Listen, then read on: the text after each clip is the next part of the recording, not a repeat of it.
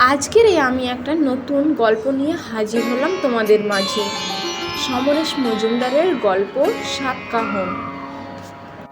সাতকাহনের প্রথম পর্ব।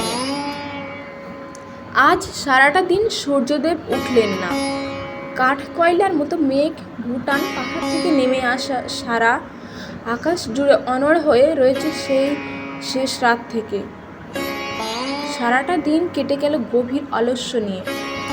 শেষ বিকেলে বাতাস রইল, কাছাকাছি কোথাও বৃষ্টি হয়ে গেছে এমন আমেজ ছিল সেই বাতাসে। একটু শীতল হয়ে উঠল চারপাশ। চকোলেট মিলিয়ে যাওয়ার পর ও জিভে যেমন তুলতুলো অনুভূতি ছড়ানো থাকে, তেমনি এক আলো এখন মাঠের ওপরে দেওদার গাছের মাথায় কোয়ার্টার্সগুলো টিনের চালের চূড়োয় নেতিয়ে রয়েছে। মুখ তুলে আকাশ দেখলে মনে হয় মেঘরা বুঝি হাওয়ার ধকল সইতে না পেরে এক ছুটে নেমে এলো। কিন্তু আজ বৃষ্টি হবে না। মেঘগুলো এই হঠাৎ নামা শীতের দাঁত সইতে না পেরে কুঁকড়ে যাবে।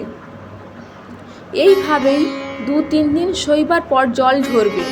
চা বাগানের ওপর কোয়ার্টার্স, মাঠ, আসাম রোড ভিজবে তেমাখা বুড়ির মতো অসাড়ে। এবং সেই পর্ব শেষ হলেই শীত নামবে জাঁকিয়ে। আজকের মেঘ যেন বধূয়া তরকারির কোটা। রান্নাঘরে মায়ের উনুনে কড়াই চাপানোর অনেক দেরি। মায়ের মাঝখানে চাপা ফুলের গাছের নিচে দাঁড়িয়ে শিরশিরে হাওয়ার একটু কেঁপে উঠল দীপা। উঠে চিৎকার করলো, তাড়াতাড়ি কর, আমার শীত করছে। ওপর থেকে কোনো উত্তর এলো না। সে উঠেছিল ডালে ডালে পা দিয়ে, হাওয়া তার পাঁজরে কাঁপন তুলেছিল। কিন্তু মরিয়া হয়ে সে হাত বাড়াচ্ছিল সদ্য ফোটা সোনালি চাপার দিকে। এবছর ওই গাছে প্রথম কুঁড়ি ফুটেছে, লক্ষ্য করেছিল সে। আর তারপরেই এই জেদ। অথচ ফুলটা কেবলই নাগালের বাইরে চলে যাচ্ছে। পায়ের চাপে ডালটা দুলছে, আর সেই সঙ্গে ফুলটাও। দীপা যখন দ্বিতীয়বার চিৎকার করলো, তখন তার অমনোযোগ নষ্ট হলো। চোখ তুলে আকাশ দেখে ভয় ঢুকলো মনে। শাঁখ বাজছে কোয়ার্টার্সে। সে আবার মরিয়া হলো, এবং এইবার পাতা শুদ্ধ ফুল চলে এলো হাতে। তরতর করে দুটো ডাল নেমে এসে নিচের দিকে তাকিয়ে দেখলো দীপা নেই। মাঠটা এক নিঃশ্বাসে দৌড়ে আসতেই শীত উধাও। ঘন ঘন নিঃশ্বাসে শরীর গরম। দীপা দাঁড়িয়ে গেল। এখন সামনের গেট দিয়ে ঢোকা মানে 100টা বকুনির সামনে দাঁড়ানো। ঠাকুমা যতটা না, মা তার 3 গুণ। সে পায়ে পায়ে পিছিয়ে এলো। দুটো কোয়ার্টার্সের মাঝখানে সরু গলি দিয়ে চলে যাওয়া যায় পেছনে। যদিও ওপাশটায় অযত্নে বেড়ে ওঠা জঙ্গল সাধারণ বিকেলেই গা ছমছম হয়ে থাকে, এবং আজ মেঘ আছে বলে আরও মারাত্মক। তবুও পেছনের বাগানের গেট খুলে ভেতর ঢুকে একেবারে উঠোনে চলে গেল। অনেকের দৃষ্টি এড়ানো যাবে। দীপা দ্রুত পা চালালো। গলিটা পেরিয়ে কলাগাছের বনের মধ্যে ঢুকে যাওয়া মাত্র দ্বিতীয় চিন্তায় সে থেমে গেল। এখনও শীত পড়েনি, অতএব সাপেরা রাত্রিবেলায় সাপ বলতে নেই। ঠাকুমা বলেন, অন্ধকার পথ চলতে গেলে তালি দিতে হয়, এবং সেই সঙ্গে আস্তিক বললে তেনারা সরে যান। দীপা সেইভাবে এগোতে লাগলো। মাঠের ভেতর তবু কিছু দেখা যাচ্ছিল, কিন্তু এখানে ঘাসগুলো নজর আসছে না। বাড়ির পিছনে পায়ে হাঁটা পথটায় এসে দীপা বাতাবি লেবুর ফুলের গন্ধ পেল। এদিকটাই খোকনদের বাড়ির কোণে 3-3টে বাতাবির গাছ আছে। পূর্ণিমার রাত্রে, সেই ডিসেম্বরের জানুয়ারির মাসে, খোকনের ঠাকুমা আকাশ থেকে নেমে আসেন বাতাবি লেবুর রস খেতে। যখন বেঁচে ছিলেন তখন তিনি কিছুতেই ডিসেম্বরে পূর্ণিমার আগে বাতাবি খেতেন না। তার ধারণা ছিল কালী পুজো পেরিয়ে যাওয়ার অনেক পরে বাতাবির বুকের রস ঘন হয়। মারা যাওয়ার পর 1 ডিসেম্বরে পূর্ণিমার মাঝরাতে ঘুম ভেঙে গেলে কোয়ার্টার্সে জানালা দিয়ে চাঁদ দেখতে গিয়ে খোকনের মা নাকি দেখেছিলেন তার শাশুড়ি বাতাবি গাছের ডালে বসে বসে রস চুষে খাচ্ছেন। তারপর থেকে ওই 2 পূর্ণিমা পরে সকালে গাছের নিচে পড়ে থাকা বাতাবিগুলো তুলে নদীতে ফেলে দিয়ে আসা হয়। গন্ধ নাকের মধ্যে দিয়ে শরীরের ভেতরে যেতেই পড়ি কি মরি করে ছুট দিল দীপা। খোকনের ঠাকুমা সে দেখেছে এই একটুখানি বয়সে। খোকলাদা হেসে বলতেন, হ্যাঁ রে বেটি, তোর বরের সঙ্গে আমারে বে দিবি। শুধু এইটুখানি মনে আছে, কিন্তু তাতে গায়ে কাঁটা উঠে এখন একাকার। টিনের দরজাটা একটা তারের বুকে আটকানো থাকে। হাতড়ে হাওড়ে সেটাকে খুলে তবে স্বস্তি। লক্ষ্মী ডাকছে গোয়াল ঘরে। ঠাকুমা বলেন গরুটা কুকুরের কাজ করে। বাগানে কারোর পায়ের আওয়াজ পেলে হাম্বা হাম্বা ডাক শুরু করে দেয়। ওই ডাক কানে যাওয়া মাত্রই দীপার মনে হলো সে নিজের জায়গায় এসে গিয়েছে, আর কোনো ভয় নেই। টিনের দরজাটা তারের জালের দেওয়াল কেটে বানানো। সেটাকে বন্ধ করতে গিয়ে দীপা পিছনে অন্ধকার দিকে তাকালো। ঝোপঝাড়ের পরেই ছোট্ট নদীটা, এখনো জল আছে হাঁটু পর্যন্ত। চৈত্র মাসে পায়ের পাতায় নেমে যায়, বর্ষায় এক বুক চাওড়ায় আসাম রোডটার মতো। কিন্তু এখন তার বুকে কুন্দ ফুলের মতো জোনাকি ফুটে রয়েছে। রাত যত বাড়বে সমস্ত চরাচরে তখন জোনাকিরা কুরুক্ষেত্র শুরু করে দেবে। কি মজা লাগে তখন চেয়ে দেখতে। দীপার মনে হলো একমাত্র মানুষ ছাড়া পৃথিবীতে আর কারো বোধহয় শীত করে না। রান্নাঘরে পাশ দিয়ে উঠোনে ঘুরতে সে হ্যারিকেনের আলো দেখতে পায়। সর্বনাশ! হ্যারিকেন জ্বালা হয়ে যাওয়া মানে মায়ের হাতে এখন খালি। নিশ্চয়ই ইতিমধ্যে দীপার খোঁজ পড়েছে কয়েকবার। বিশুর ওপর প্রচণ্ড রাগ হয়ে গেল তার। লক্ষবার বলেছে আজ চাপা ফুল তোলার দরকার নেই, তবুও কথা শুনল না। কেউ ফুলের জন্য গাছে উঠলে শেষ পর্যন্ত না দেখে তাকে গাছের ডালে ফেলে রেখে চলে আসা যায়? গাছের ডালের কথা মাথায় আসতে দীপা ফিক করে হেসে ফেলল। খোকনের কাকা এক বিকেলে কুল পাড়তে গাছে উঠেছিলেন নদীর ধারে। কেউ নাকি বলেছিল ওই গাছের নিচে ডালের কুলগুলো যত টক, পুরো ডালে তত মিষ্টি। ওঠার সময় বুঝতে পারেননি, প্রায় মগ ডালে ওঠার পর মিষ্টি কুল খেয়ে সময়টা ভুলে গিয়েছিলেন। খেয়াল হলো যখন তখন এই আজকের মতো আধার নেমেছে। তরমরিয়ে নামতে গিয়ে ঠিক নিচের ডালটা গেল ভেঙে। ওপরের ডালটা ধরা ছিল বলেই রক্ষা। তখন আর নামার উপায় নেই, সেই ডালেই কোনো মতো দাঁড়িয়ে চিৎকার শুরু করলেন। রাতটা ছিল অমাবস্যার। নদীর ধারে বড় বড় গাছের জঙ্গল ভেদ করে কেউ অকাজেও যায় না সন্ধ্যাও নামলে। খোকনের কাকার চিৎকার শুনতে পাবে কেন কেউ? ডেকে ডেকে গলা ধরে গেল, খিদে পেল। তারপর তার মনে পড়ল গাছটা কুলে। আজ শ্যাওড়া আর কুল গাছে পৃথিবীর যত শাকচুন্নিরা গল্প করতে ভালোবাসে। বট অসত্য হলেও তবু ব্রহ্মদৈত্যের দর্শন পাওয়া যেত। তিনারা ভালো মানুষের সঙ্গে খারাপ ব্যবহার করেন না, কিন্তু শাকচুন্নিরা হলো খুব খারাপ শ্রেণীর পেতনি। তারা নাকি আইবুড়ো ছেলে দেখলে আনন্দে ডিগবাজি খায়। আইবুড়ো ছেলের ঘিলু খেলে শাকচুন্নিদের আয়ু বেড়ে যায়। খোকনের কাকা যেই সেটা মনে করলেন তখন এই রাম নাম করতে লাগলেন। ওই নদীটি যে পাশে সে খেয়াল নেই তখন। নদী তো মেছো পেতনিদের প্রিয় জায়গা, সেটা মনে পড়তেই তার চিৎকার বেড়ে গেল। ভাগ্য ভালো ওপারের লাইনে একটা মাতাল কুলি সে চিৎকার শুনতে পেয়ে নদীর ওপারে এসেছিল। পেতনি পড়েছে মনে করে। তার চেঁচামেচিতে সবাই খোকনের ছোট কাকাকে নামিয়ে আনে। পরে নাকি তিনি খুব আফসোস করেছিলেন, যদি মাতালটা না আসতো তবে সেই রাত্রে এক অপূর্ব অভিজ্ঞতা হতো। এই বছর খানিক হলো খোকনের ছোট কাকা জলপাইগুড়িতে চাকরি করতে গিয়ে বিয়ে করেছে। ফর্সা, লম্বা, সুন্দর চেহারা।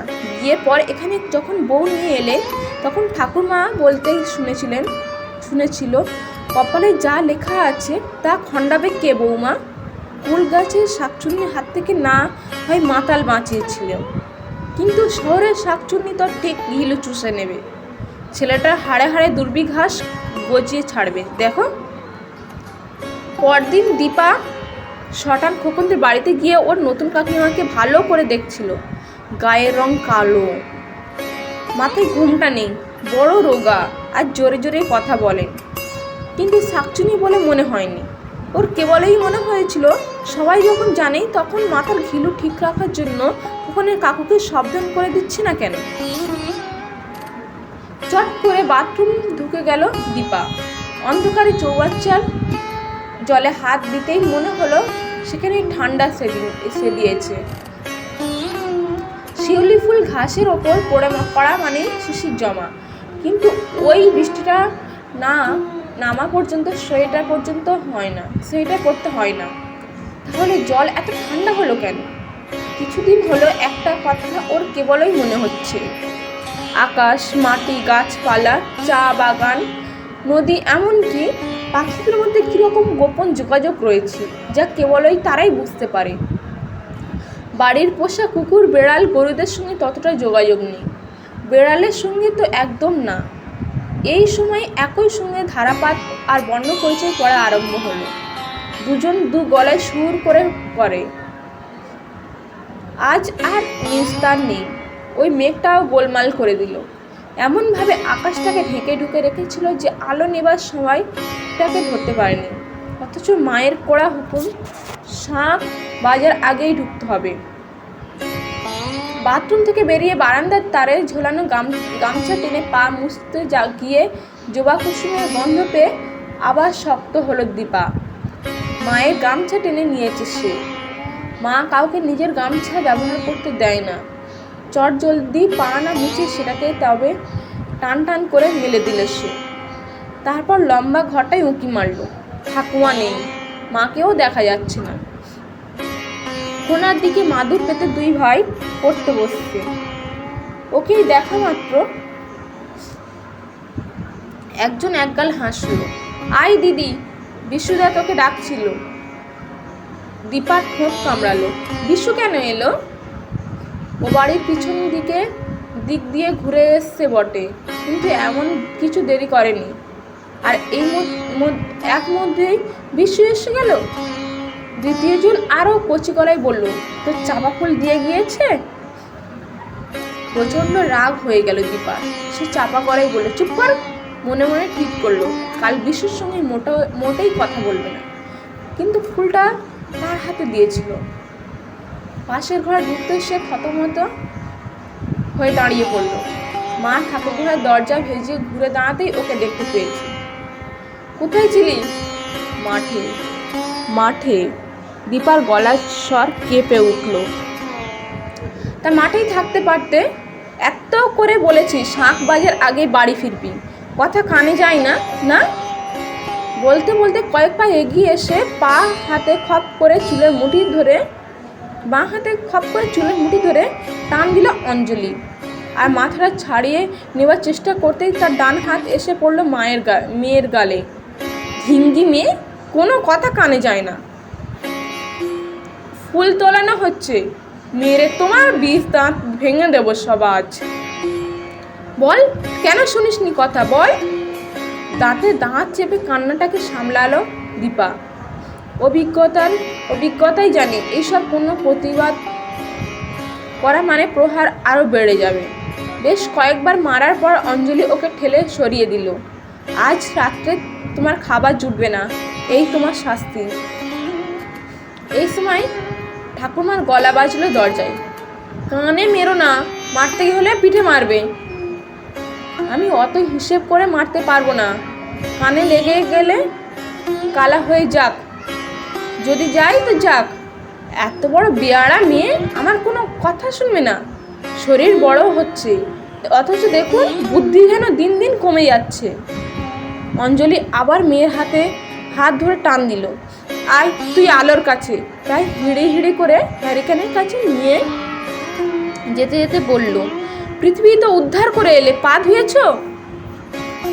ততক্ষণে এক পড়ুয়া বলে উঠল, মা, দিদির পায়ে জল। অঞ্জলি চোখ বাঁদিকে পড়া মাত্র চিৎকারটা জোরালো হলো। দেখুন মা, আপনার নাতির কাণ্ড হয়েছেন এমন করে যে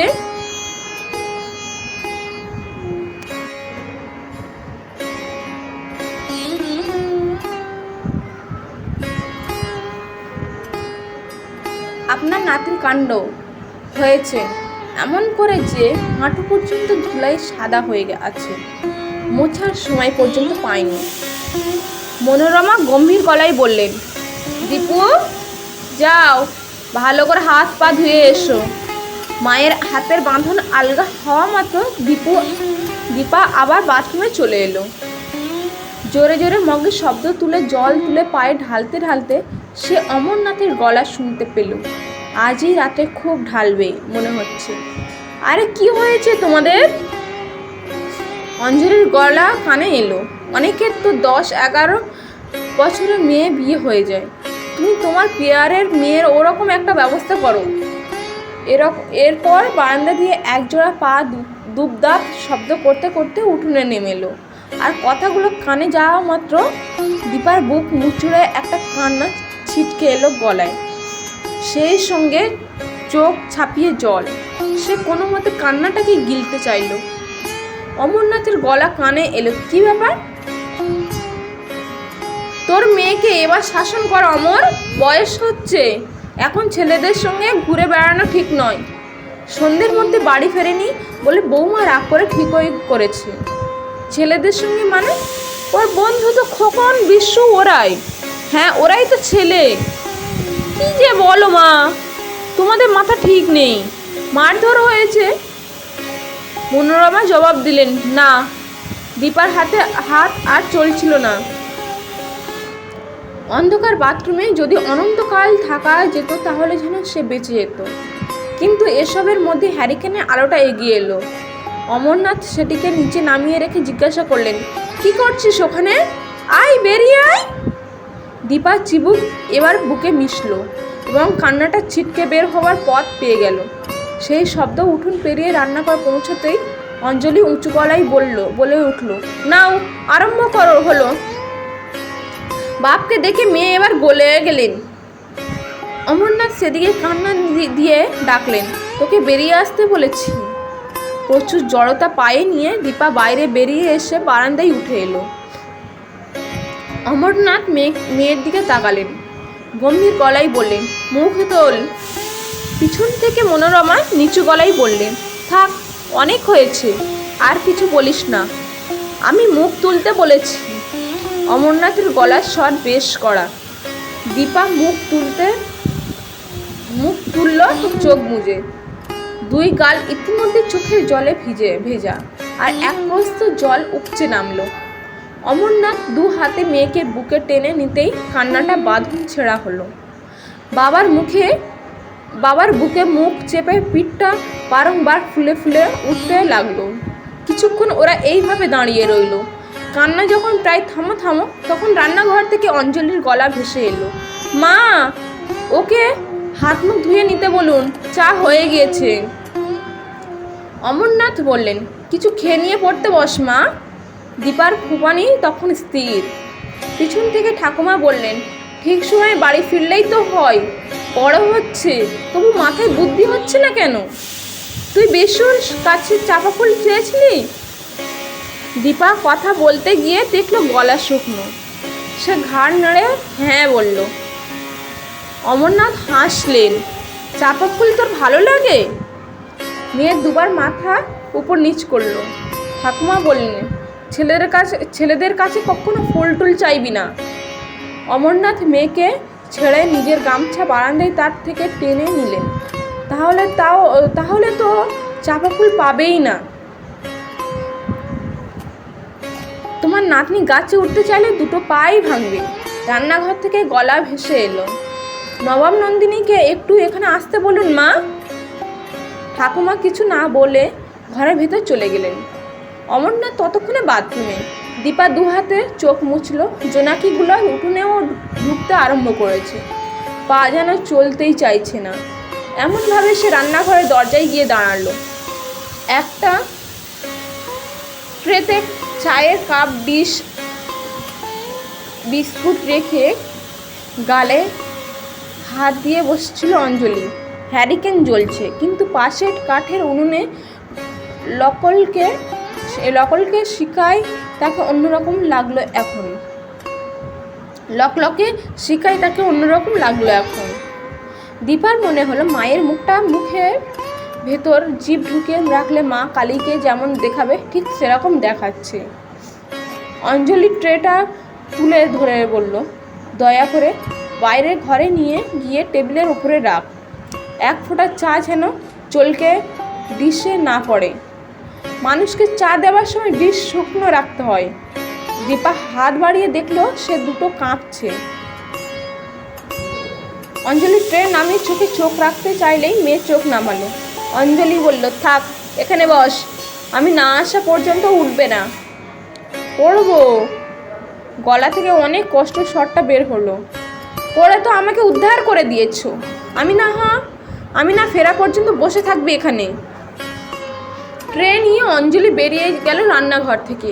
উনুনে কাঠ ফাটার শব্দ হচ্ছে। উপরে একটা সসপ্যান চাপানো। দীপা বাইরে তাকালো। শোয়ার ঘরগুলো আর রান্নাঘরের মাঝখানে অন্ধকারে উঠোনে ওপাশে ঠাকুমার ঘর। ঠাকুমার ঘরেই তার ঠাকুরের আসন পাতা। মায়ের ঠাকুর ঘরটা বড়। উঠোনে জোনাকিগুলো ছবি আঁকছে। বিশু তাকে একটা মজার মতলব বলেছে। জোনাকির পাশে আঠা লাগিয়ে কপালে সেঁটে নিয়ে রাত্রে বের হলে লোকে অবাক হয়ে দেখবে আলোর টিপ। মায়ের ভয়ে সেটা করা হচ্ছে না। কালী পুজোর রাত্রে একবার চেষ্টা করবে সে। মাথার উপরে টিনের চালের টপ টপ শব্দ হলো। বৃষ্টি এলো নাকি? একটু হাওয়া উঠতেই রান্নাঘরের দরজাটা দুলে উঠলো। আর সঙ্গে সঙ্গে ভয়ে কুঁকড়ে উঠল দীপা। চোরের মতো আঘাতে খোলা দরজার দিকে তাকালো সে। ভূতেদের বিশ্বাস নেই। ঠাকুমা নিজের চোখে কত রাতে দেখেছে সাদা থানের মুন্ডহীন পাহীন মূর্তি উঠোন দিয়ে হেঁটে যাচ্ছে। সারা গায়ে কাটা ফুটলো দীপার। আগুনের কাছে সরে বসলো সে। এই জন্য এক রাত হলে রান্নাঘরে থাকতে চায় না সে। আর তখনই উঠোনে সাদা মূর্তিটাকে দেখতে পেল দীপা। সাদাটা তার দিকেই এগিয়ে আসছে। ভয়ে পরিত্রাহী চিৎকার করে উঠল সে। প্রায় দৌড়ে চলে এলো অঞ্জলি উঠোন পেরিয়ে। এসে দেখলো মেয়ে দুই হাঁটুতে মুখ ঢেকে থরথর করে কাঁপছে। অঞ্জলি ওকে জড়িয়ে ধরে জিজ্ঞাসা করলো, কি হয়েছে? এই দীপু, চিৎকার করলি কেন? সঙ্গে সঙ্গে মাকে দু হাতে জড়িয়ে ধরল মেয়ে। কাঁপুনি তার থামতেই চায় না। মাথায় পিঠে হাত বোলালো। অঞ্জলি আর সামনে কারণটা জানতে চাইল না। ওপাশের বারান্দায় মনোরমা এসে গেছেন। ততক্ষণ কি হলো বৌমা? ও চেঁচালো কেন? ও বৌমা! অঞ্জলি নিচু গলায় বলল, তাড়াতাড়ি বল কি হয়েছে, নইলে ঠাকুমান ঠিক আমায় বকবে। মুখ না তুলে হাত বাড়িয়ে অন্ধকার উঠোনটাকে দেখালো দীপা। ভূত! ভূত! অঞ্জলি চমকে পিছনে তাকালো। সাদা থান করে এগিয়ে আসছিল। কি যা তা বলছিস? লণ্ঠনটা এক হাতে তুলে উঁচু করে ধরল। অঞ্জলি মেয়েকে অন্য হাতে সামলে, কিছু নেই, দেখ না আছে। তারপরেই তার গলা পাল্টে গেল। এই কে রে? আমি মাইজি। উঠোন থেকে বধূর গলা ভেসে এলো। কি করছিস ওখানে? কুছু না। দীপুর দিদি আমাকে দেখে ডর পেয়ে গেল। বুধুয়া হেসে উঠল। ওপাশে বারান্দায় দাঁড়িয়ে মনোরমা ধমকে উঠলেন। ডর পেয়ে গেলেন? কি বিয়াকলে কথা! তুই কেন রাত্রের বেলায় সাদা গেঞ্জি সাদা ধুতি পরেছিস? কালো শরীরে ওরকম পড়লে অন্ধকার চেনা যায়? আবার দাঁত বের করে হাসা হচ্ছে। অঞ্জলি বলল, দেখলি, তুই বধুয়াকে ভূত ভেবে ভয় পেয়েছিস। কি বোকা রে তুই! দীপা ধীরে ধীরে মুখ তুলল। বধুয়া এবার রান্নাঘরের বারান্দায়। খুব রাগ হয়ে গেল দীপার। তবু নিজের বোকামিটা স্বীকার না করতে বলল, ঠাকুমা তো রাত্রিবেলায় থান পড়া ভূতকে হুটুনে হেঁটে যেতে দেখে। অঞ্জলি মাথা নাড়ল বিরক্তিতে। ঠাকুমা বধুয়াকে দেখে বুঝতে পারেনি। তাহলে কাল তুমি ওকে অন্য রঙের গেঞ্জি ধুতি কিনে দিও। ঠিক আছে, এখন ওঠ, মোয়া দিচ্ছি, খেয়ে নিয়ে পড়তে বস। আর কখনোই সন্ধ্যের পর বাড়ি ফিরবি না। অল্প বয়সী মেয়েদের সন্ধ্যে হয়ে গেলেই কত কি হয়ে যায়। কি হয়ে যায় মা? আবার কথা? বাড়িয়ে সময় নষ্ট করে হচ্ছে, যে কোনো ছুতোয় গল্প ফাঁদতে পারলেই হয় না। অঞ্জলি উঠে পাশের বাসায় খাওয়ার ঘরে চলে গেল। সেখানে বিভিন্ন রকমের টিনের বাক্সে বাড়িতে তৈরি করা খাবার রাখা আছে। দীপার বধূভাইয়ের দিকে তাকালো, তারপর নিচ গলায় জিজ্ঞাসা করলো, বধূভাদা, তুমি কখনো ভূত দেখেছ? বধূভাই মাথা নাড়ল, বহুত, কিন্তু চিল্লালে ভূতরা খুব ভয় পেয়ে যায়।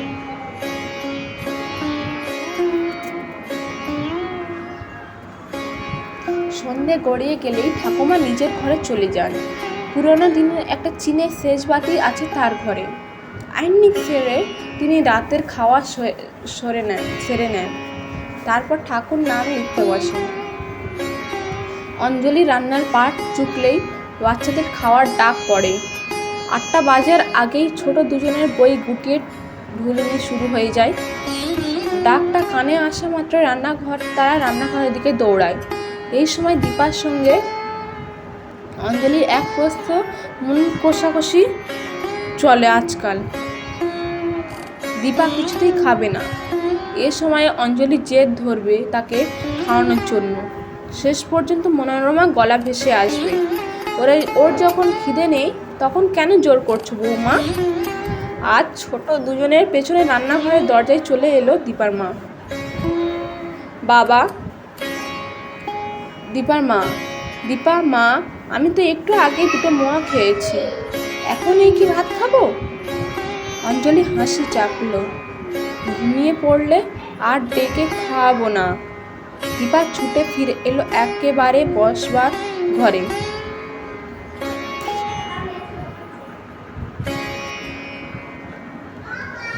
বিশাল হ্যারিকেনটা স্ট্যান্ডের উপর জ্বলছে। দীপা অমরনাথের আরাম কেদারায় পা তুলে বসলো। আহ, কি আরাম! তারপর হাত দিয়ে রেডিওটা খুলে দিল। কি সব বকর বকর করে বলছে সে নব ঘোরাতে লাগলো। হঠাৎ একটা বাজনা কানে আসতেই সে হাত সরিয়ে নিল। তারপর অমরনাথের রেখে যাওয়া কাগজ টেনে নিল। সামনেই জওহরলাল নেহেরুর ছবি। দীপা ছবিটাকে দেখল। বেশ দেখতে লোকটা। খোকনের চিবুকটা অনেকটা এরকম। কাল বিশু মাছ ধরতে যাবে বলেছে দুপুরের পর। সেই সময়টাই খাওয়া দাওয়ার পর যাওয়াই ভালো, কেউ খোঁজ নেওয়ার সময় পাবে না। তবে যাই হোক না কেন সন্ধ্যের আগেই ফিরতে হবে। সকালে ফড়িং ভরে রাখতে হবে দেশলাইয়ের বাক্সে। বিশু নেবে কেঁচো। কলাগাছের পচা বাকলে থাকা এই সময় লিকলিকে কেঁচোগুলোকে দেখলেই গা ঘিন ঘিন করে। বড়শি ঢুকিয়ে ওগুলোকে ছিঁড়তে মরে গেলেও পারবে না। আগামীকালের ব্যাপারটা ভেবে উত্তেজিত হলো সে। দেশলাইয়ের বাক্সের অভাব নেই। এখন বাড়িটা চুপচাপ, শুধু টিনের ছাদে মাঝে মাঝে টপ টপ শব্দ হচ্ছে। বৃষ্টিটা পড়ছে না।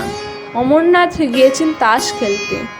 চা বিস্কুট খেয়ে বেরিয়ে গিয়েছেন, ফিরবেন 10টা নাগাদ। দীপা কাগজটা রেখে দিল। তারপর উঠে বাবার বইয়ের তাক থেকে রূপাঞ্জলি পত্রিকা টেনে নামালো। মায়ের সামনে এই পত্রিকায় হাত দেওয়ার উপায় নেই। অঞ্জলির কড়া নিষেধ আছে। এখন কেউ এই ঘরে আসবে না। কাননীবালা, চন্দ্রাবতী, মেনকা, সন্ধ্যারানী এরা সব সিনেমা করে। সিনেমা কী জিনিস জানে না দীপা। এই বাগানে সিনেমা দেখায় না। দেখতে হলে 8 মাইল দূরে যেতে হবে। খুব ভালো সিনেমা এলে কয়েকদিন জল্পনা করে অমরনাথ, অঞ্জলি এবং আরও 3-4টে পরিবার বাগান থেকে গাড়ি নিয়ে বাড়িতে ছেলেমেয়েদের রেখে সেখানে সিনেমা দেখতে যায়। প্রতিবার সঙ্গে যাওয়ার জন্য বায়না করে বিফল হয়েছে দীপা। অঞ্জলির এক কথা, ছোটদের সিনেমা দেখতে নেই। বাবার চেয়ারে বসে দীপা ভাবতে বসলো সে কবে বড় হবে। আর এটা ভাবতে গেলেই কেমন ঘুম পেয়ে যায় তার। পত্রিকাটাকে তার জায়গায় রেখে সে চেয়ারে মাথা এলিয়ে চোখ বন্ধ করতেই বাজনা বন্ধ হয়ে কি কথা চুংবুং করে বলা আরম্ভ হলো। চটজলদি উঠে পড়ে রেডিওটা বন্ধ করে দিল দীপা। রাত্রের খাওয়া চুকিয়ে ঠাকুমা ঘরে এলো সে। আর তখনই ঝমঝমিয়ে বৃষ্টি হলো। টিনের চালে বৃষ্টির বড় ফোঁটা প্রচণ্ড আওয়াজ তুলছে। আর এরকম আওয়াজ শুনলেই বুকের ভেতরটা কেঁপে ওঠে দীপার। এক ছুটে মনোরমাকে জড়িয়ে ধরে শুয়ে পড়ল সে। মনোরমার তন্দ্রা এসছিল। হাতের চাপে জেগে উঠে বললেন, দরজাটা বন্ধ করেছিস? না। মনোরমার হাতে মুখ চেপে জবাব দিল দীপা, যা বন্ধ করে আয়। ভয় করছে যে। মনোরমা উঠলেন। তার ঘরে ডিমবাতি জ্বলছে। দরজা বন্ধ করতে করতে জিজ্ঞেস করলেন, বাথরুম করেছিস তো? দীপা মুখ তুলল, না। বাবা ফিরেছে? না। রাত কত হলো? জানি না। মনোরমা একটা চওড়া কম্বল বের করে নাতনির কাঁধ পর্যন্ত ঢেকে দিলে পাশে শুয়ে বললেন, মনে মনে 3 বার শিব শিব শিব বলবি রোজ ঘুমাবার সময়। কেন? রাতে তাতে খারাপ স্বপ্ন দেখবি না। কি খারাপ স্বপ্ন? জানি না। নাতনি এইরকম প্রশ্নকে উল্টো পাল্টা বলে মনে হয় তার। তিনি ওর মাথায় হাত দিলেন, শোন, তুই তো মেয়েদের সবসময় শান্ত থাকা উচিত। দীপা কোনো জবাব দিল না। মনোরমা বললেন, বিশ্ব, খোকন, এরা সবাই বড় হচ্ছিল, ওদের সঙ্গে আগের মতো হইচই করবি না। কেন? আবার প্রশ্ন। ওরা আমার বন্ধু। তোমার কোনো বন্ধু নেই তাই বলছো? মনোরমা ঢোক গিললেন, মেয়েদের সঙ্গে মেয়েদেরই বন্ধুত্ব হওয়া উচিত। এখানে তো কোনো মেয়ে নেই আমার বয়সী। ছেলেবেলায় তোমার বন্ধু ছিল না? ও মা, আমার যখন বিয়ে হয়েছিল তখন 9 পার হয়নি। ধ্যাত। হ্যাঁ রে, তোর মা এ বাড়িতে এসেছিল 15 বছর বয়সে। তখন সবাই বলতো এ মেয়ে ঘরে এলো পোষ মারলেই হয়। সেই সময় তো গৌরীদানের রেওয়াজ ছিল। গৌরীদান কি? খুব ছোটবেলায় বিয়ে দেওয়া। শিব ঠাকুর যখন গৌরীকে বিয়ে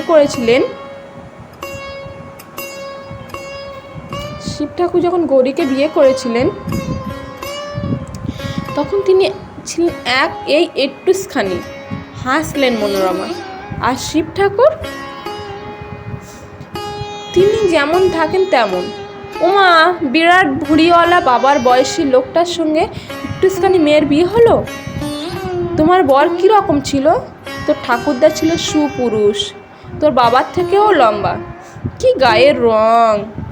আমার বাবাকে সবাই বলতো জামাই ভাগ্য পটে। হঠাৎ মনোরমার গলাটা কেমন হয়ে গেল।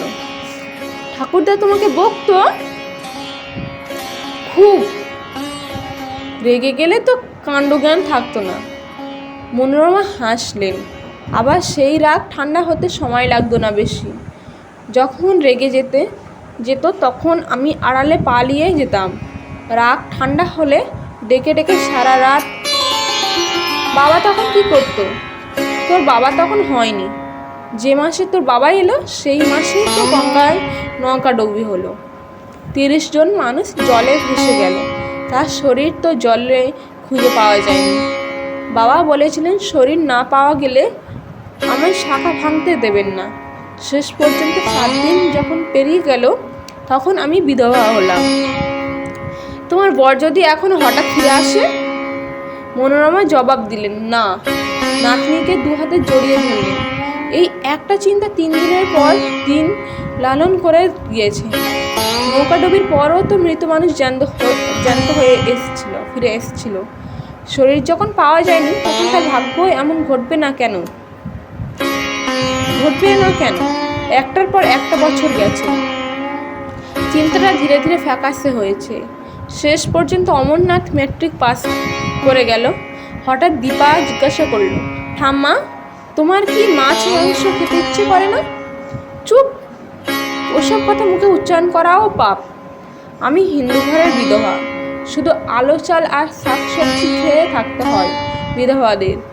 পেঁয়াজ রসুন পর্যন্ত নয়। কেন নয়? যা খেলে শরীর উত্তপ্ত হয় তা বিধবাদের খাওয়া উচিত নয়। উত্তপ্ত মানে কি? সব প্রশ্ন জিজ্ঞাসা করতে নেই, নিজের জীবন দিয়ে বুঝতে হয়। এখন ঘুমিয়ে পড়। মনোরমার হাত একসময় নেতিয়ে পড়ল। জোয়ারের বৃষ্টি তীক্ষ্ণ ধারায় পড়ে যাচ্ছিল টিনের ছাদের ওপর। দীপার চোখের সামনে একটি সুপুরুষ যুবক যে রাগ করে যাওয়ার মতো রমা বলে ডেকে যাচ্ছে। ঠাকুমাই একদিন বলেছিল তার ডাক নাম রমা। সেদিন সেই মানুষটা যাকে তার দেখার কোনো সুযোগ ছিল না, তার জন্য আজ এই বৃষ্টির রাতে খুব কষ্ট হচ্ছিল। বর্ষার বৃষ্টির চরিত্রের সঙ্গে শীত বয়ে আনা বৃষ্টির তফাৎ হলো। এখন রাত ভোর জোর জল পড়লেও দিন ফোটার মুখেই তা থেমে যায়। আকাশের মুখ যতই ভার হোক, সকাল আসে সকালের মতন। মনোরমা ঘুমাচ্ছে। ঘড়ি দেখে দীপা উঠল। মাথায় টিনের কোনো শব্দ নেই, তার মানে বাইরে বৃষ্টি নেই। যদিও ঘরে এখনো অন্ধকার এবং ডিমবাতিটা সামনে জ্বলে যাচ্ছে। নিঃশব্দে দরজাটা খুলে সে সতর্ক হতে হাতে বুঝিয়ে দিল। রাত নেই, কিন্তু দিনও আসেনি। উঠোনে এই এক মায়াবী ঘন ছায়া। অন্ধকারে আলোগুলো গুলে দেওয়ার এমন এক ছায়াই তৈরি হয়ে যাতে পৃথিবীর চেহারা অন্যরকম হয়ে যায়, যেমন আদুরে। বড় বাড়ির ভেতরে দরজাটা বন্ধই থাকবে, এমনকি বধূয়া সে রান্নাঘরে শোয়। এখান থেকেই তার নাক ডাকার আওয়াজ পাওয়া যাচ্ছে।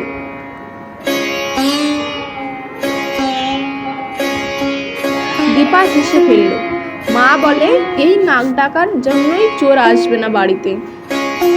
কাঁঠাল লিচু গাছগুলোর মাথায় পাতলা অন্ধকার, পায়ের তলায় ঘাস জলে ভিজে একসা।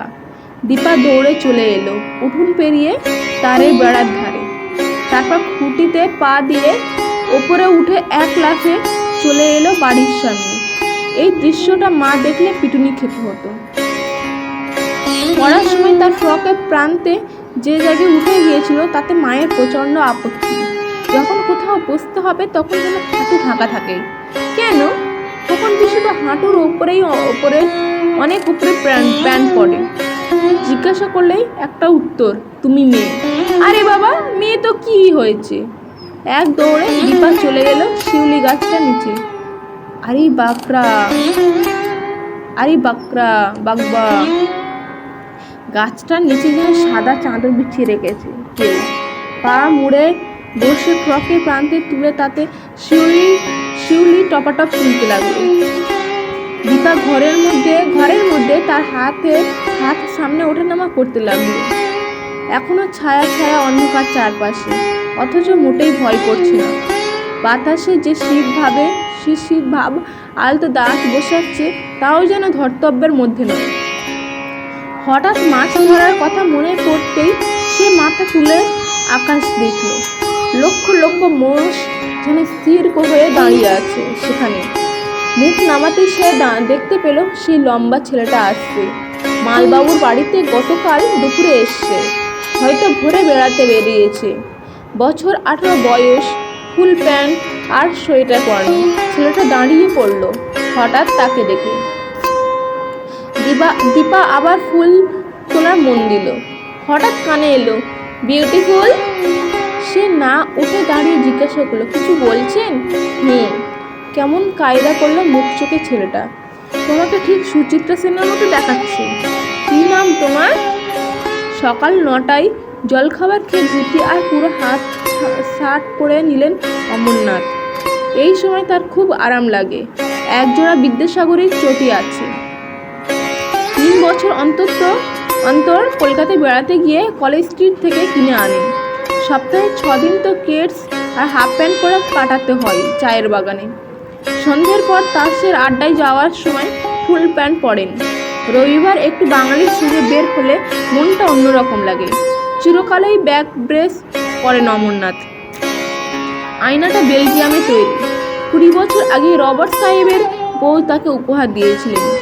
দেশে ফিরে যাওয়ার সময় নিজেকেও দেখলেন অমরনাথ। 40 বছর বয়সেই শরীর ভারী হয়েছে, জুলপি পেকেছে, দ্বিতীয় চিবুক স্পষ্ট।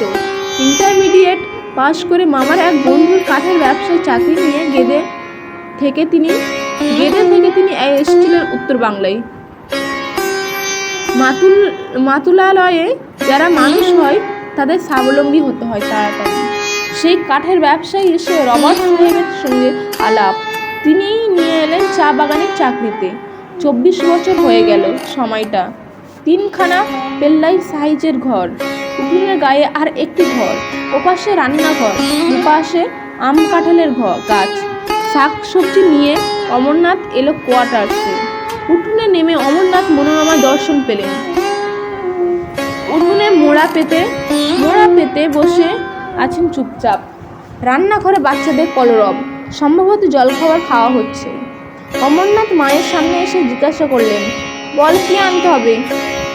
মনোরমা বললেন, কি আর আনবি, সেই তো থোর বাড়ি আনবি, থোর বাড়ি। তাছাড়া আর যেরকম হয়ে আছে আকাশ, তাতে ভালো করে বাজার বসবি বলে তো মনে হয় না। একদম সাদা স্নান করেন মনোরমা।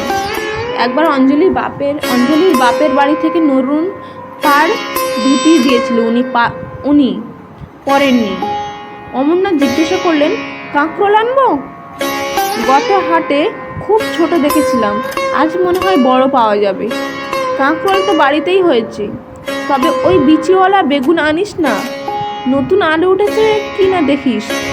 একবেলা তো রান্না করি, বেশি বাজারের কি দরকার। আর হ্যাঁ, শেরখানেক কালা ননিয়া চাল আনিস তো আজ। মনোরমা বললেন। মাথা নেড়ে রান্নাঘরের সামনে গেলেন অমরনাথ। হাটে যাচ্ছি, কি আনতে হবে? রান্নাঘর থেকে অঞ্জলির গলা ভেসে এলো, বধুয়াকে বলে দিয়েছি। সে কোথায়? অমরনাথ গলা তুললেন, বধুয়া? এই বধুয়া! গোয়ালঘরের দিক থেকে কালো মদেশিয়া ছেলেটা দৌড়ে এলো। অমরনাথ বললেন, নে ব্যাগ ট্যাগ নিয়ে চল। পকেট থেকে নস্যি বের করতে গিয়ে সামলে নিলেন তিনি। কোনোদিন মায়ের সামনে নস্যি নেননি। পা বাড়াতে গিয়ে ডাক শুনলেন, অমরনাথ পিছন ফিরলেন। মনোরমা বললেন, একটু কিশমিশ আনিস তো আজ। কিশমিশ? পায়েস হবে। মেয়ের জন্মদিনের কথা বাপের মনে থাকে না, ছেলে হলে মনে রাখতিস। মনোরমা মুখ ঘুরিয়ে নিলেন। হেসে ফেললেন অমরনাথ। কাল রাতে অঞ্জলি বলেছিল কিশমিশের কথা। মনোরমা মনে না করিয়ে দিলেও নির্ঘাত একটা অনর্থ ঘটত আজ। বাড়ির সামনে মাঠে পা রাখলেন অমরনাথ। আজ রোদ উঠবে না, গাছপালাগুলো প্রচণ্ড ভিজে দেখাচ্ছে। ছাতি নেওয়ার দরকার হবে না, বর্ষাকাল নয় তো। মেঘ যতই ঘোরাফেরা করুক, চট করে বৃষ্টি নামবে না, আর নামলেও সেটা সন্ধ্যের পর। গত রাতে বাড়িতে ফেরার সময় ছাতাও থাকলেও ভিজে গিয়েছিলেন খুব। গরম জলে পা ডুবিয়ে তবে সর্দিটা বাঁচানো গেল। মাঠের ওপারে আসাম রোড ধরে এই মেঘলা দিনেও লোক যাচ্ছে হাটে। মাঝে একটা হাট বাস বেরিয়ে গেল বোঝাই লোক নিয়ে। আকাশ ভেঙে না পড়লে সপ্তাহের একটি মাত্র হাট বারে বেচাকেনা জমে উঠবে। শীত পড়ার মুখে, লক্ষ্মী পূজা চলে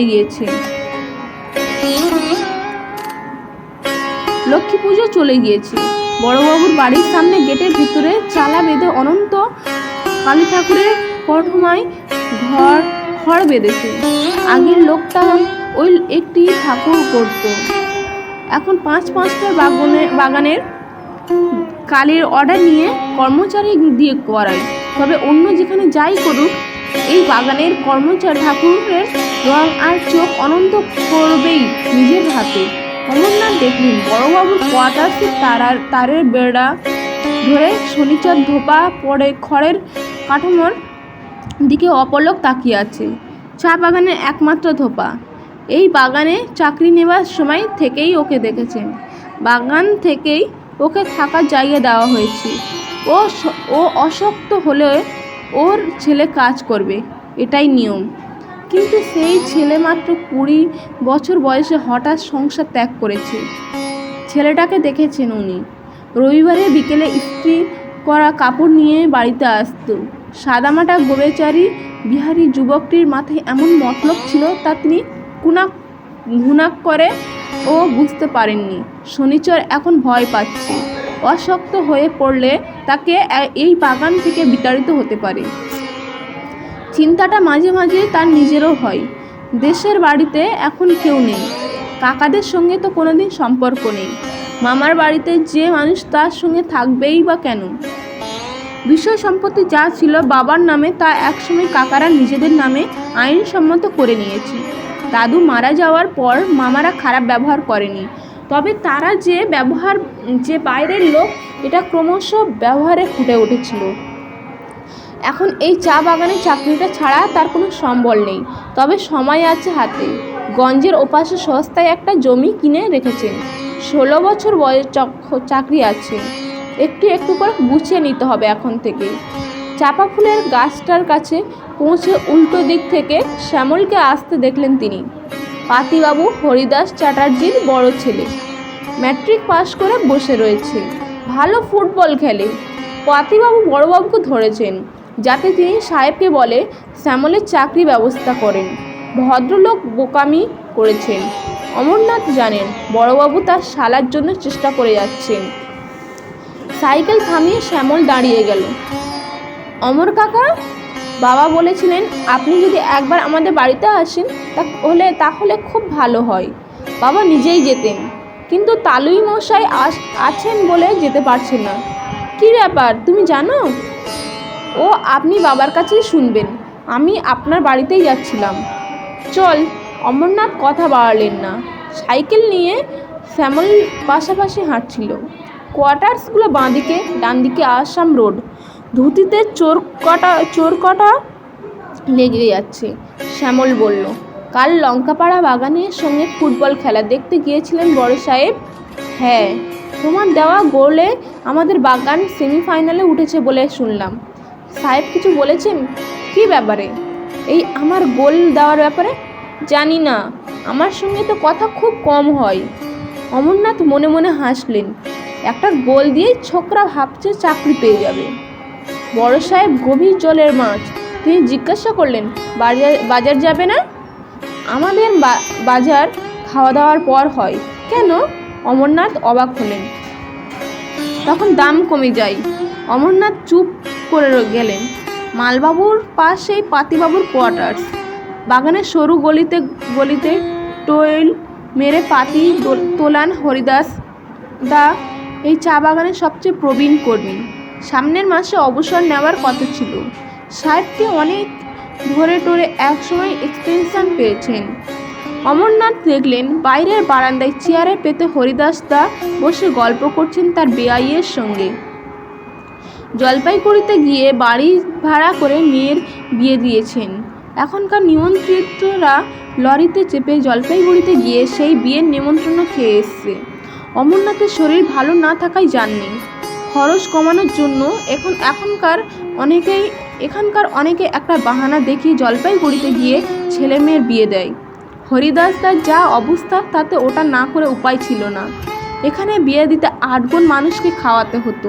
তবে হ্যাঁ, এই চা বাগানের প্রথম দিকের সন্ধেগুলো তারা কাটত এই হরিদাসের কোয়ার্টার্সে। পুরনো দিনের কলের গান আছে হরিদাসদার, কানাকেষ্ট, সাইগল, কাননিবালার রেকর্ড বাজত সন্ধ্যের পরে। হরিদাসদা একসময় কলকাতায় ছিলেন। আলাউদ্দিন খাঁয়ের বাজনা শুনেছেন। শাস্ত্রীয় সঙ্গীত সম্পর্কে ভালো ধারণা ছিল। ওর সঞ্চয়ের রেকর্ড আজকাল কেউ শোনে না।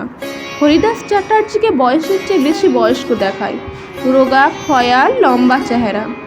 গরমকালেও গেঞ্জির ওপর সুতির চাদর জড়িয়ে রাখেন। কালী ঠাকুরের মূর্তিতে অনন্ত হাত দিতেই গায়ে আলোড়ন আসে। অমরনাথকে দেখে হরিদাসবাবু উঠে দাঁড়ালেন চেয়ার ছেড়ে। এসো অমরনাথ, চা খাবে তো? শ্যামল, যাও তো, মাকে বলো চা দিতে। না দাদা, এইমাত্র জলখাবার খেয়ে বেরিয়েছি। কি ব্যাপার বলুন? আরে বসো, বসে বাজারে যাচ্ছ, কিন্তু বাজার তো বসেইনি। এই বারান্দায় বসে কটা হাটবাস এলো দেখে বুঝতে পারি বাজারের কি অবস্থা। এই বাদলাই বাজার বসতে সময় লাগবে, বসো। শ্যামল জিজ্ঞাসা করলো, তাহলে সত্যি আপনি চা খাবেন না অমর কাকা?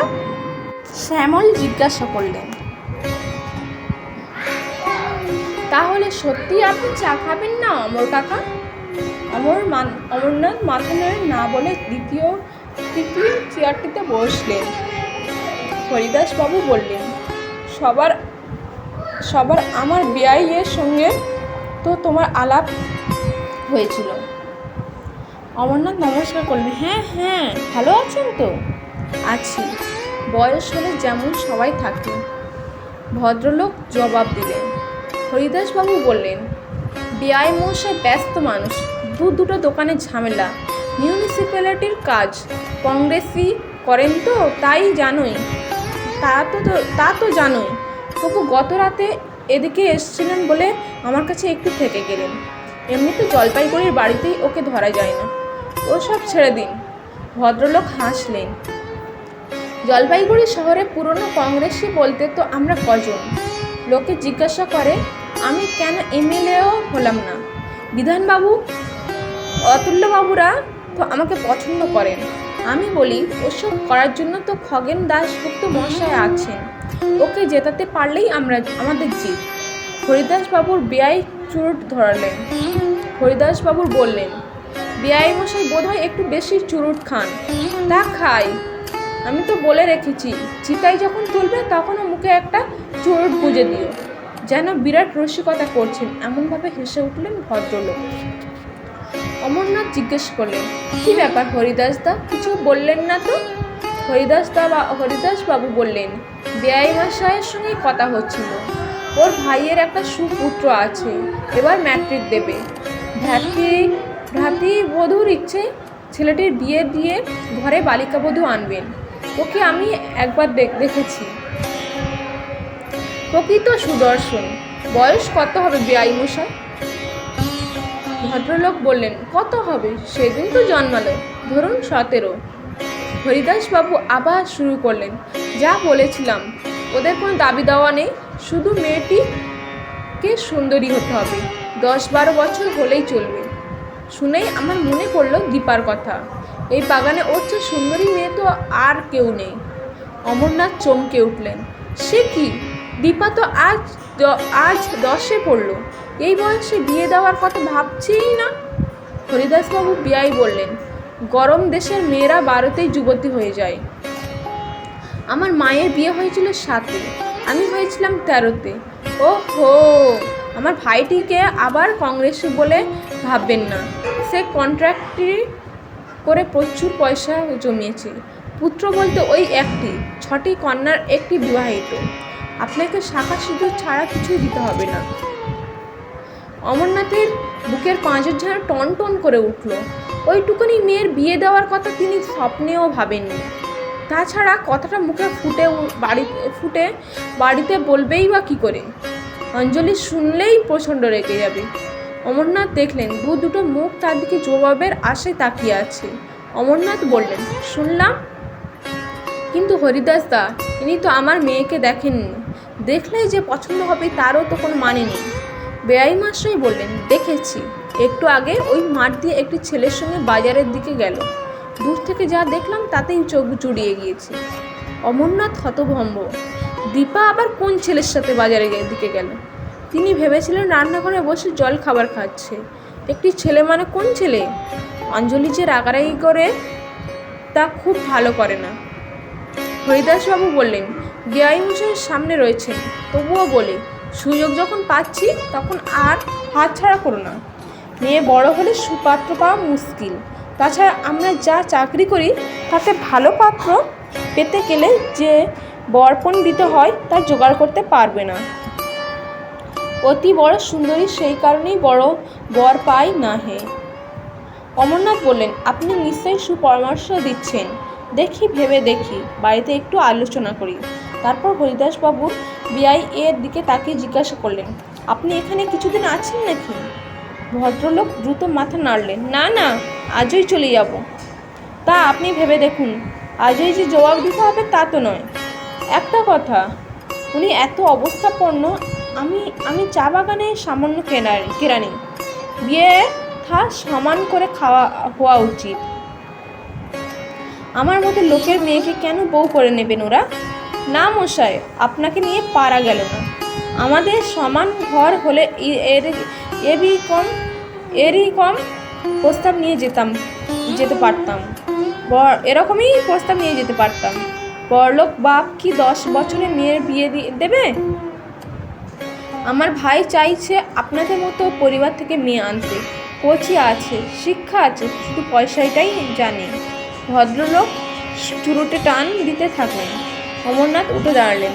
অর্থবান মানুষের পরিবারের দরিদ্র সংসারে মেয়েরা মানিয়ে নিতে পারে না তো সবসময়। তাই বলছিলাম আর কি। ভদ্রলোক বললেন, অর্থের সঙ্গে শিক্ষার যোগাযোগ যাদের নেই সেই পরিবারগুলোতে হয়তো তেমন হয়। এই যে এখানে হরিদাসবাবু রয়েছেন, ওর অবস্থা ভালো নয়। মেয়েটিও আহামরি সুন্দরী নয়। জেনেও আমি আমার ঘরে নিয়েছি। কেন নিয়েছি জানেন? বড়লোকের মেয়ের কাছে আমরা শান্তি পাবো না, তাই বলে কি সে খুব কষ্টে আছে? কি হরিদাসবাবু বলুন না। না, এরা সেই প্রকৃতির মানুষ নয় অমরনাথ, হরিদাসবাবু জানিয়ে দিলেন। ঠিক আছে, ভেবে দেখি বলে অমরনাথ মাঠে নামলেন। বধূয়া দূরে দাঁড়িয়েছিল চুপচাপ। তাকে চলতে দেখে সে এগিয়ে গেল। দীপার বিয়ে এই বয়সে তিনি কি সত্যিই দিতে পারবেন? বুকের মধ্যে চাপটা রয়েই গেল। মেয়েটির মুখ মনে হতেই তিনি মাথা নাড়লেন। না, পাত্র যতই লোভনীয় হোক সম্ভব নয়। গাছের গুঁড়ি কেটে সিঁড়ি বানানো হয়েছে। মাঠ থেকে তারের গেট পেরিয়ে আসাম রোডে নামতে অমরনাথ ধুতির সামনে সেখানে পৌঁছে দেখলেন বধূয়া একটা ডিমওয়ালাকে ধরেছে। পুলি লাইন থেকে সারা সপ্তাহে জমানো ডিম নিয়ে যাচ্ছে হাটে বেচতে। এখানে কিনলে কয়েক আনা সস্তা হয়। দাম দিয়ে তিনি ডিমওয়ালাকেই বললেন কোয়ার্টার্সে পৌঁছে দিতে। পিচের রাস্তা, দুপাশে পাইকাররা বসে গেছে পাট বিক্রি করতে আসা রাজবংশী কৃষকদের ধরতে। দরাদরি করে কেনা পাট চলে যাচ্ছে সদরে। ডুডুয়া নদী থেকে মাছ ধরে মদেশিয়ারা আসছে হাটে ঝুড়ি ঝুলিয়ে। বেশিরভাগই ছোট মাছ। তাদের একজনকে দাঁড় করালেন অমরনাথ। কি আছে দেখাও। লোকটা দেখালো বান আর পাথর ঠোকরা। কবে বান মাছ খেয়েছেন মনে করতে পারলেন না অমরনাথ। ভালো করে রাঁধলে শুনেছেন মাংসের চেয়ে উপাদেয় হয়। 4 টাকা শের শুনে জ্যান্ত কিনা দেখতে চাইলেন। পেছন থেকে বধূয়া জানালো ওই মাছ নিয়ে গেলে মাঝি খুব রেগে যাবে। অন্যদিন 3.5 টাকায় বিক্রি হয়, তবুও মাঝি নেয় না বলে দেখলে সাপের কথা মনে হয়। অন্যদিন মাছ কেনে অঞ্জলি। দুপুরের খাওয়ার পাট চুকলে ওরা বারান্দায় এসে বসে। দূরে আসাম রোড দিয়ে মাছ মারারা গেলে ডাকিয়ে এনে মাছ কেনে। অমরনাথ মত পরিবর্তন করলেন। হাটে এসে চালানি মাছ কেনাই ভালো। অমরনাথ এগোলেন। আগে হাট বসতো এই হাটতলাতেই, এখন চৌমাথা ছাড়িয়ে গিয়েছে। আসাম রোড দিয়ে গাড়ি যায় শামুকের মতো। 5-6টা বাগান থেকে মানুষ ঝেঁটিয়ে আসছে বাজার করতে।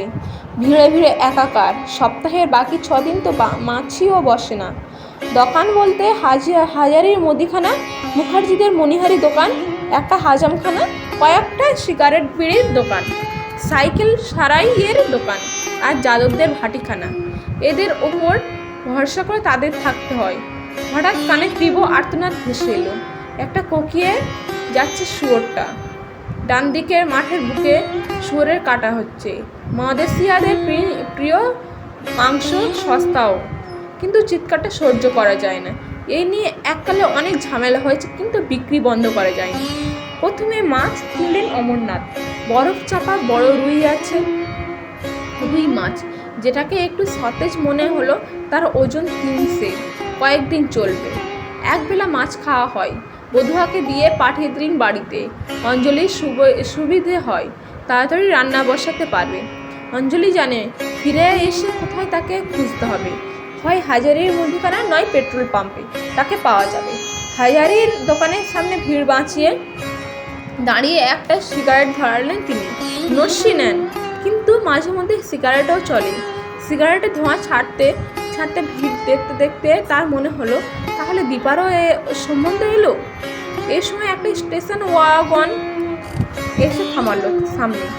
তেলিপাড়া চা বাগানের মালবাবু সুনীল সেন ওয়াগন থেকে নেমে তাকে দেখেই চিৎকার করে উঠলেন, যাক, একেই বলে বরাত, আপনাকে পেয়ে গেলাম, নইলে বাড়ি পর্যন্ত ছুটতে হতো। কি ব্যাপার? অমরনাথের ভালো লাগলো দীপার বিয়ের ভাবনা থেকে মুক্তি পেতে। পরশুদিন আপনাদের যে খেলাটা ছিল বানারহাট বাগানের সঙ্গে, সেটা ওরা আজ খেলতে চাইছে। একজন পার্টনারকে মঙ্গলবার পাওয়া যাবে না, নিজেদের মধ্যে ব্যাপার, প্লিজ না বলবেন না। সুনীল সেন হাত ধরলেন। কিন্তু আমার পার্টনারকে তো বলতে হবে। ছুটির দিন বেরোতে ইচ্ছে করছিল না অমরনাথের। Telipara club auction bridge competition করছে, এই বাগান থেকে 2টো টিম গিয়েছে। তার পার্টনার মেজবু দাম বাবু। ছোকরার একটা দোষ ভুল হলেই বলে, আমি ভেবেছিলাম আপনার হাতে অমুক কাজটা আছে। যতবার বলেন তোমার এই ভাবাভাবি ব্যাপারটা ছাড়ো, তবুও শুধরোই না। সুনীল সেন বললেন, ম্যানেজ করে নিন, নইলে কম্পিটিশন শেষ করতে পারবো না। আসাম রোডটা নদীর ওপর ছোট্ট সাঁকর ডিঙিয়ে চৌমাথার দিকে চলে গিয়েছে।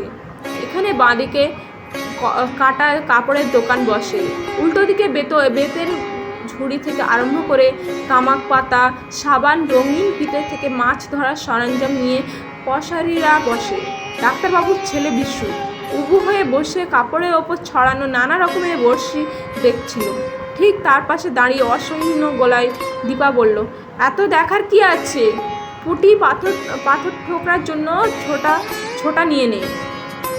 বিশু বলল, তুই কেন মেয়ে হলি রে? মেয়েদের এত অধৈর্য হতে নেই। দীপা ঝাঁকিয়ে উঠল, মা যদি ডেকে না পাই তাহলে দুপুরে মাছ ধরতে যাওয়া বন্ধ হয়ে যাবে। বিশু দোকানদারকে বলল, বান মাছ ধরার সুতো আর বড়শি দাও।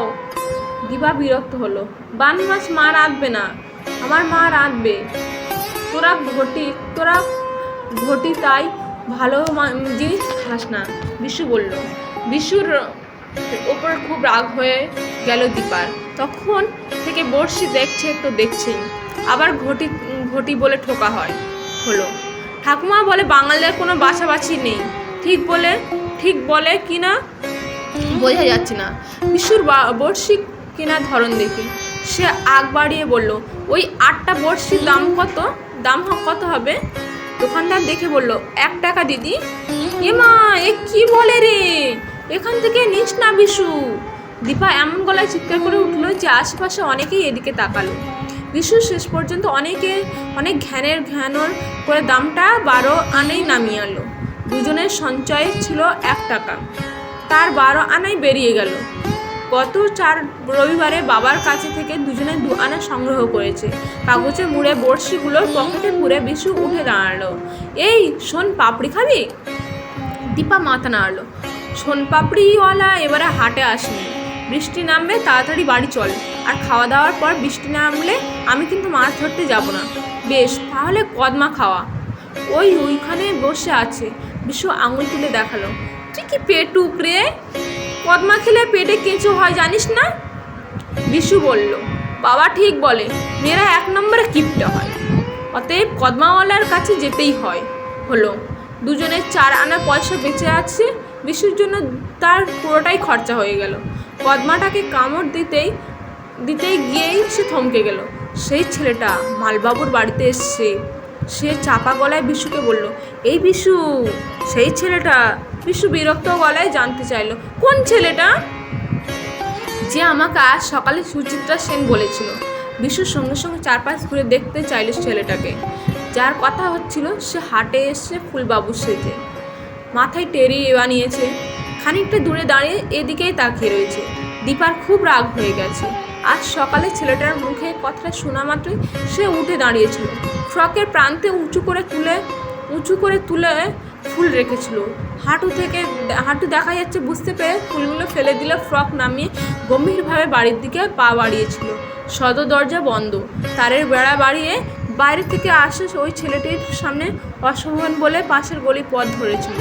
ফুলগুলি আনা হলো না বলে খুব কষ্ট হচ্ছিল তার। এখন রাগ হলো। সে হাত বাড়িয়ে ডাকলো ছেলেটাকে। ছেলেটা বেশ খুশি মুখে এগিয়ে এলো। কি ব্যাপার, এদিকে কি দেখছেন? চেঁচিয়ে বলল দীপা। চেঁচিয়ে বলল দীপা। সঙ্গে সঙ্গে বিশু জুড়ে দিল, আপনি ওকে সুচিত্রা সেন বলেছেন কেন? ছেলেটি ভ্যাবাচাকা খেয়ে গেল। দীপা বলল, আবার যদি দেখি আপনি কাছে এসছেন তাহলে রতন কাকুকে বলে দেব। কথাগুলো শেষ করে সে হাঁটা শুরু করলো। বিশু তার সঙ্গ ধরে কয়েক পা হেঁটে বলল, ওরে বাস, তুই কি রাগী লোকের মতো কথা বললি রে? দীপা অহংকারের মুখে আকাশ দেখল। এই ভঙ্গিতে কথা বলতে পারবে কোনো দিন? কেন আজ সকালেই ভাবতে পারিনি। এখন খুব ভালো লাগছে খোকন। বিশুও তোর ছেলে, কিন্তু ওই ছেলেটার মতো বদ চায়নি, চাহনি নেই। আচ্ছা, বদ মনে হইল কেন?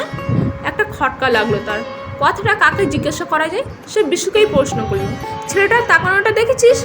বিশু মাথা নাড়ল, উত্তম কুমারের মতো। উত্তম কুমার? তুই উত্তম কুমারকে দেখেছিস? পত্রিকায় মা পড়ে, তাতে উত্তম কুমারের ছবি আছে। যাই বলিস, ছেলেটা বদ, আমার একটু ভালো লাগেনি। দীপা এমন গলায় কথা বলল যে বিশু অবাক হয়ে তাকিয়ে রইল। হাঁটার সময় দীপা সেটা লক্ষ্য করে জিজ্ঞাসা করলো, এই তুই আমার দিকে অমন করে কি দেখছিস? তুই কেমন বড়দের মতো কথা বললি? মানে? আমার সোনা মাসিকে দেখেছিস তো? জলপাইগুড়িতে কলেজে পড়ে। একদিন আমার সামনে এক বন্ধুকে বলেছিল ঠিক ওইভাবে। দীপার শরীরটা কেমন করে উঠলো কথাগুলো শুনে। সে কি বড় হয়ে যাচ্ছে? সে গম্ভীর গলায় বলল, আমি তো বড় হচ্ছি। বিশু বলল, ছাই, শাড়ি না পরলে মেয়েরা বড় হয় না। এই সময় সত্যসাধন বাবুর সঙ্গে দেখা হলো তাদের। সত্যসাধন বাবু তাদের ক্লাস টিচার। ময়লা একটা চটের থলি নিয়ে বাজারে এসছে। দেখতে পেয়েই ডাকলেন, ও দীপা, তোমাগো বাড়িতে জম্মুডার কাছে গাছা আছে না? দীপা মাথা নাড়ল, আছে। সত্যসাধন বাবু খুশি হলেন, চল একবার তোমাদের ওখানে যাব। মাস্টারমশাই এর সঙ্গে হাঁটতে একদম ইচ্ছে করছিল না দীপার। কিছুটা তাল বুঝে পিছিয়ে পড়েছে। হাঁটতে হাঁটতে মাস্টারমশাই বললেন, অঙ্ক করতেছ তো রোজ?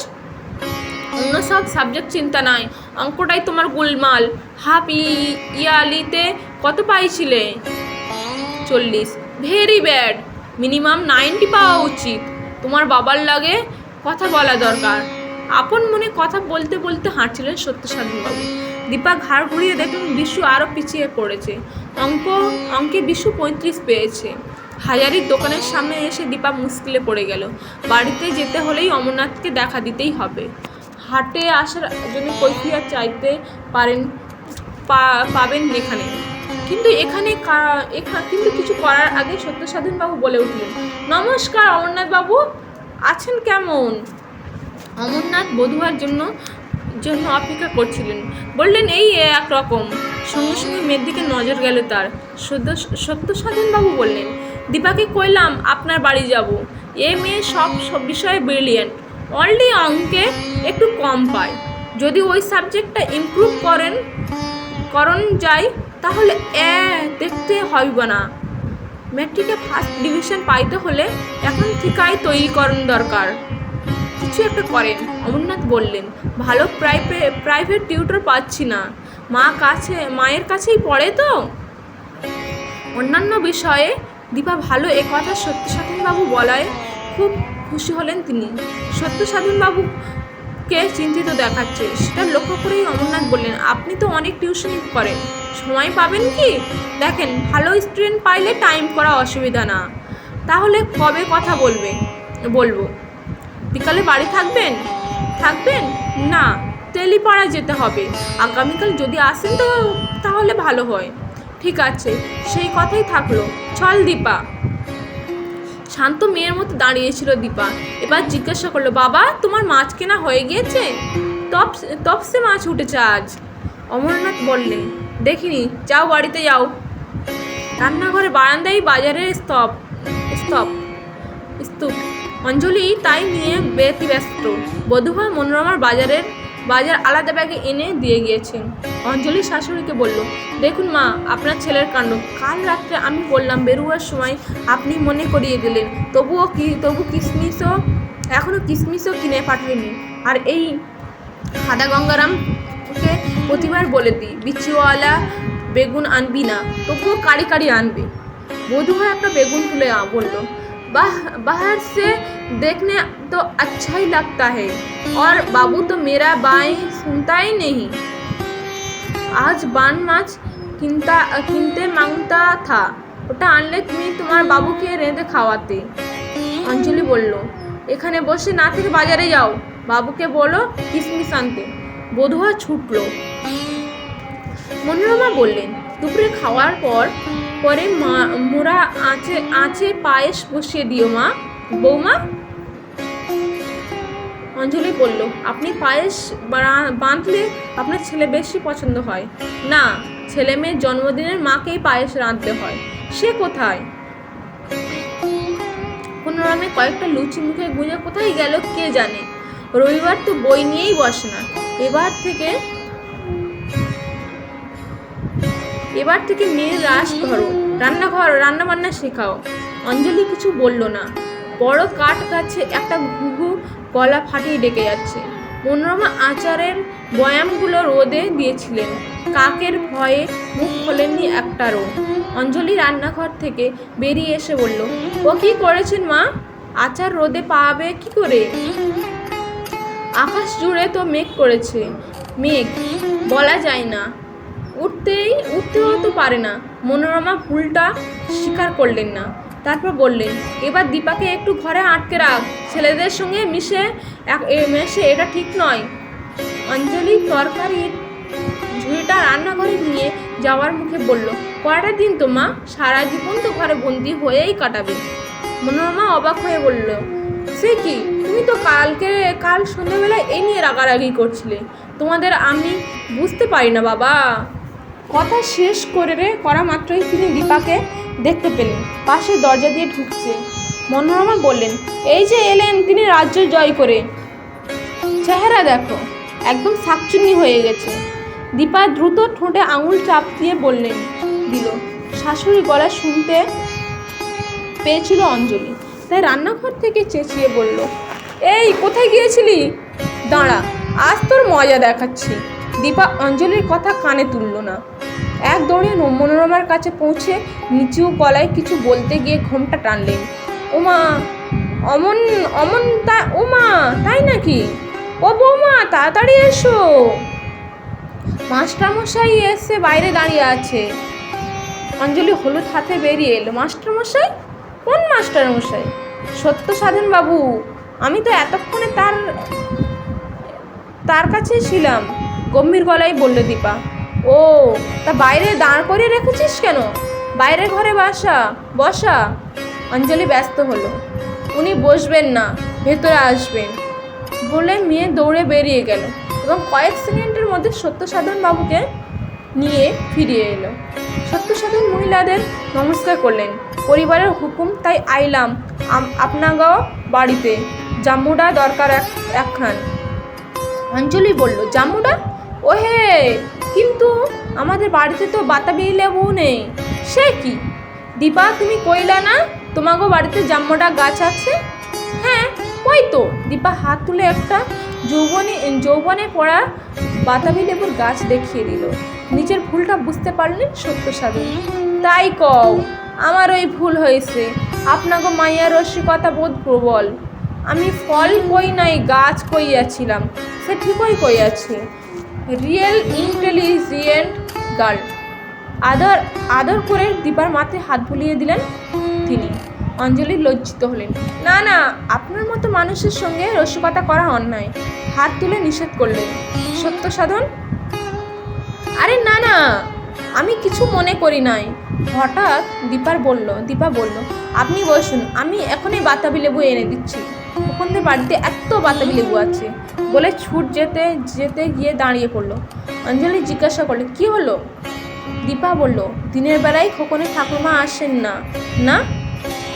অঞ্জলি স্থান কাল পাত্র খুলে হেসে ফেললেন। মনোরমা পর্যন্ত লজ্জিত। সত্যসাধন কৌতূহলী হয়ে কারণ জিজ্ঞাসা করাতে তিনি বিষয়টি ব্যাখ্যা করলেন। খোকনদের গাছ উঠতে হলো না। ওর মা রান্না রাখা দুটো বাতাবি লেবু দীপাকে দিয়ে দিলেন। সে দুটো নিয়ে বাড়ি ফিরে সে সত্যসাধন বাবুকে দিল। সত্যসাধন বাবু বললেন, শোনো খুকি, ভূত প্রেত দৈন্য দানব বইলা কিছু নাই, এ সবই মানুষের কল্পনা। আসল কথা হইল, আমাদের সামনে যেসব মানুষ ঘুরে বেড়ায় তারাই কেউ কেউ ভূত পেতনি হইয়া যায় সব সময়। এখন বসবা না এমন সময় এসব কিন্তু কখনো কল্পনার ভয় পাইবা না। মহিলাদের নমস্কার করে সত্যসাধনবাবু বিদায় নিলেন। অঞ্জলি বলল, যাও, ভূতের মতো দাঁড়িয়ে থেকো না, স্নান করে আমাকে উদ্ধার করো। দীপা ফিক করে হেসে ফেলল। মা, আমি ভূত হব কি করে? মেয়েরা কি ভূত হয়? অঞ্জলি নিজের হেসে ফেলার কারণে লজ্জিত ছিল। মেয়ের এই কথা শুনে মুহূর্তেই রান্নাঘরে ঢুকলো। আজকের পর্বটি এই পর্যন্ত। এতক্ষণ শোনার জন্য থ্যাংক ইউ সো মাচ।